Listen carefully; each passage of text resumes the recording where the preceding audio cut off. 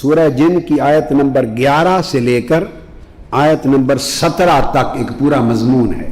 تو آیت نمبر 11 کے الفاظ سنیے. اور یہ جو جنات مومن ہو گئے تھے، آقا علیہ السلام پر ایمان لائے تھے، جنات ایمان لانے کے بعد صحابی ہو گئے. جو جنات حضور پر ایمان لائے صلی اللہ علیہ وآلہ وسلم اور صحابہ ہو گئے اور تبلیغ کرنے لگے اپنے قبائل میں. اب ان جنات کا قول اللہ رب العزت نے اپنی کتاب قرآن میں بیان کیا ہے اور فرمایا، توجہ سے لفظ سنیے، وَأَنَّا مِنَّا الصَّالِحُونَ. وہ کہتے ہیں کہ یہ کہ ہم میں سے بھی کچھ صالحین ہیں، صرف آپ ہی میں نہیں، ہم میں سے بھی کچھ صالحین ہیں. جنات میں اولیاء بھی ہوتے ہیں، ہم میں سے بھی کچھ صالحین ہیں. وَمِنَّا دُونَ ذَلِكَ. اور کچھ برے لوگ بھی ہیں جیسے انسانوں میں ہوتے ہیں، ہمارے یہاں برے بھی ہیں اور اچھے اور صالحین بھی ہیں. اور آگے کُنَّا طَرَائِقَ قِدَدًا. اور ہمارے بھی مختلف طرق ہیں، ہمارے مختلف طریقے ہیں جن پر ہم چلتے ہیں. یہ قرآن کی آیت یاد کر لیں، 11 سورہ الجن. وَكُنَّا طَرَائِقَ قِدَدًا. اور ہمارے بھی مختلف طرق ہیں، مختلف طریقے ہیں جن پر چلتے ہیں. قرآن کی سند ہو گئی طرق پر، الگ الگ طریقوں پر.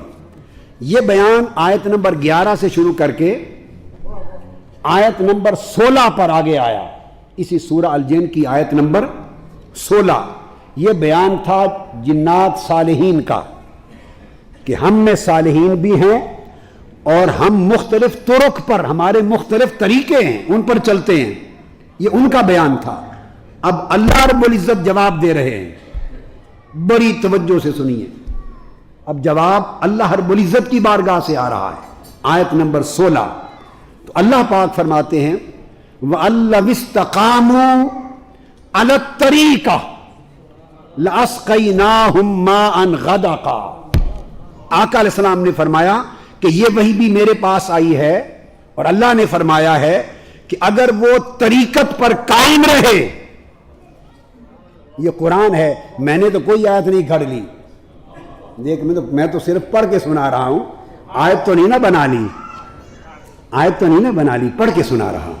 سورہ جن آیت نمبر 16 فرمایا وَأَلَّوِ اسْتَقَامُوا عَلَى الطَّرِيقَةِ عَلَى الطَّرِيقَةِ لَأَسْقَيْنَاهُمْ مَاءً غَدَقًا.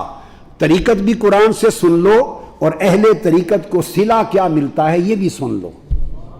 فرمایا آقا نے کہ یہ وحی بھی میرے پاس آئی ہے کہ اگر وہ طریقت پر قائم رہتے، راہ حق پر، طریق ذکر الہی پر، اگر طریقت پر قائم رہے اور قائم رہتے تو کیا کرتے؟ لَأَسْقَيْنَاهُمْ مَاءً غَدَقًا. تو ہم انہیں بہت سے پانی کے ساتھ سیراب کر دیتے.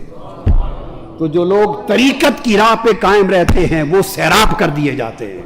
کہ جو لوگ راہ طریقت پر قائم نہیں ہوتے، راہ طریقت پر قائم، وَأَلَّوِ اسْتَقَامُوا عَلَى الطَّرِيقَةِ، جو طریقت پر قائم نہیں ہوتے تو اس سے پہلے بشرطے کہ شریعت پہ قائم رہتے ہیں تو ان کو بھی پیاس بجھانے کا پانی ملتا ہے. جو شریعت پہ قائم رہتے ہیں طریقت تک درجہ ان کا نہیں جاتا، طریقت کے چشموں تک نہیں پہنچتے، طریقت کے مرتبہ احسان تک نہیں جاتے اور طریقت میں کمال ایمان تک نہیں جاتے، کمال صالحیت تک، کمال تقویٰ تک وہ درجے طے نہیں کرتے اور شریعت پہ رہتے ہیں، احکام شریعت پر. تو پیاس بجھانے کو انہیں بھی دے دیتے ہیں، پیاس بجھانے کو انہیں بھی دے دیتے ہیں. لیکن اگر شریعت سے بڑھ کر کوئی طریقت پر قائم ہو جائے، طریقت والا بن جائے تو اس کا صلہ لَأَسْقَيْنَاهُمْ مَاءً غَدَقًا.